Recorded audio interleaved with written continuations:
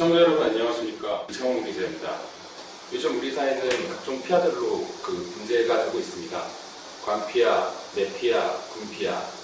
특히 이제 군피하 같은 경우는 우리나라 안보와 직접적으로 연관되어 있기 때문에 최우선순위로 척결 대상이 되고 있습니다.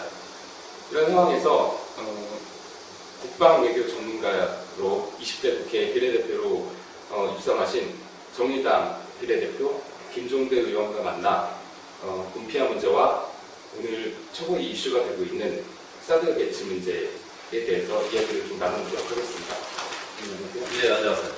시청자 여러분께 인사 한번 부탁드립니다. 네, 시청자 여러분 안녕하십니까. 이번에 정의당 비례대표 초선으로 국회에 입성하게 된 김종대 의원입니다. 이렇게 경기도에서 특히 많이 보실 거라고 생각이 드는데 직접 한 분 한 분 찾아뵙지 못하고 방송으로 인사드리니 쑥스럽습니다. 그러니까 국방안보에서 방산비리 척결, 그 다음에 한반도 평화 유지에 최선을 다하겠습니다. 잘 해보겠습니다. 감사합니다. 끝까지 하셨는데요. 일단 김종대 의원께서 이제 많은 분들이 알고도 계시지만 잘 모르시는 분들을 위해서 이제 국회 국방위 보좌관, 청와대 국방행정관, 국방부 장관 보좌관 이렇게 이력이 나가 계시지 않습니까? 근데 이렇게 국방외교 쪽에 발을 들게 되시는 계기가 특별히 있는지 한번 말씀을. 글쎄요, 저는 경제학과 출신이에요. 국방에 아마 우리 같이 동문 수학하던 대학에서는 저 혼자 이쪽 분야에 진출하게 됐고, 또 동기생들은 금융이 어떻고 펀드가 어떻고 하는데 알아듣지 못해요. 저는 대학 다닐 때부터 길이 갈라졌습니다. 역시 그 젊은 시절에 이제 한창 군사정권 시절에 군 생활을 하던 중에 87년 6월 항쟁을 군에서 맞이했고, 이것이 저한테 인생의 전기점이 됐습니다. 또다시 군이 정치에 개입해서 이 한반도에서 어떤 불행한 역사가 되풀이될 수도 있겠구나. 이런 어떤 가장 위험한 순간까지 가보는 체험을 한 것이 이후에 제대를 해서 지금까지도 한 27년 정도를 군 문제에 매달리게 된 원인이 됐습니다. 처음에 이제 군 인권, 또 의문사 진상규명, 또 평화운동 이렇게 시민단체 활동을 하다가 이제 국회 노태우 대통령 시절이에요.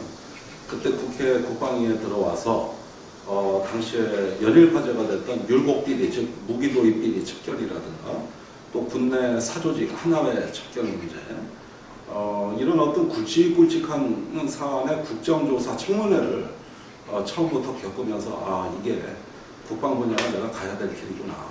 이래서 계속 그와 관계된 길로 걸어왔던 것 같습니다. 어떤 직감이나 이런 게 오셨나요? 우선은요, 아무도 이쪽 일을 안 하려고 한다는 게 제가 더 뛰어들게 됐던 원인인 것 같아요. 하나의 역설이죠. 이 국방 분야는 어렵고 비밀스럽고 여러 가지 특수한 면이 있다고 해서 사람들이 접근하기 꺼려하는데, 그러나 중요도는 어느 분야보다 높습니다. 그렇다면 누군가 해야 되는데 아무도 안 한다는 게 오히려 저로서는 도전하게 된 원인이 됐던 것 같습니다. 말씀하신 김에 이제 얘기를 하자면 참 이 군비리 문제가, 군피하 문제가 끊이지 않고 있지 않습니까? 한 사안이 끝나고 그 사건이 해결되고 나서 또다시 반복이 되는 이런 부분이 있는데 이 근본적인 원인이 예, 이제 박근혜 정부 들어와가지고 방산비리가 간헐적으로 발생했습니다. 그런데 이 방산비리 요즘 발표되는 사건들을 유심히 보면 이명박 대통령 시절에 고강도 방산비리 수사를 했거든요. 그 수사가 벌어지던 그 시점에 벌어진 비리입니다. 그러니까 아무리 단속을 하고 수사를 해도 비리가 안 끊이질 않는다. 이건 참 절망스러운 얘기 아닙니까? 그래서 지금은 단속이나 처벌로 방산비리를 뿌리 뽑기에는 이미 한계 상황을 저는 넘어섰다고 생각하고 있어요. 그만큼 심각한 것이죠. 그러면 왜 그렇게 수사하고 단속을 했는데도 방산비리는 여전히 이어지고 있는 것일까?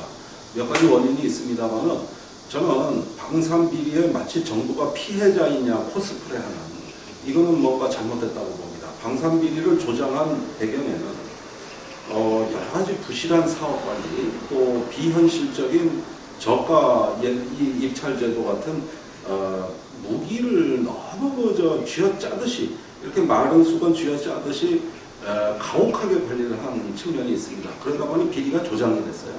정상적으로 사업을 해서는 이윤을 남길 수가 없으니까 어떤 식으로든 가짜 거품을 쓰든 시험평가를 조작하든 업체는 살기 위해서 비리를 저질러야 됐던 걸 정부가 그런 상황을 강요했던 측면이 있습니다.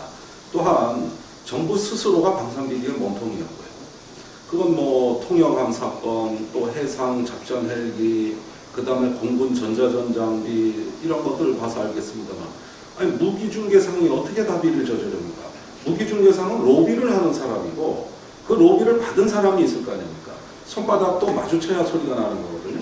근데 지금 수사한 내용들을 보면 주로 무기중개상이나 업자 쪽에다가 그 초점을 맞춰가지고 마치 정부는 당한 것처럼 이렇게 보여지는데, 뭐 쉬운 형상은 예, 그렇죠. 일방적인데, 그러나 이 방산비리는 로비하는 자와 로비 받는 자가 동시에 존재하지 않으면 성립되지 않습니다.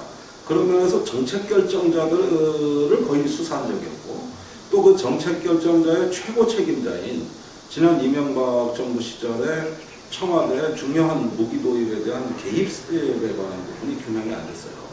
그러다 보니까 자꾸 뭐 가분 빼고 을병 정만 이렇게 두들겨 패고 윽박 지르고 먼지 털듯이 수사를 하다 보니까 그 수사가 앞으로 나가질 못하고 계속 밑에서만 맴도는 거죠. 그러니까 결국은 아무리 수사를 한다 한들 원인을 제거하지 못하는 이런 어떤 그 사후 약방문식 수사만 됐고, 그런 수사 아무리 해도 5년 후나 10년 후나 이런 방산비리 실태는 안 변한다는 데 문제가 있는 겁니다. 이제는 뿌리부터 다시 비리의 근원을 제거해버리는 이런 더 고강도의 특단의 대책으로 가야 이 문제가 해결될 수 있다고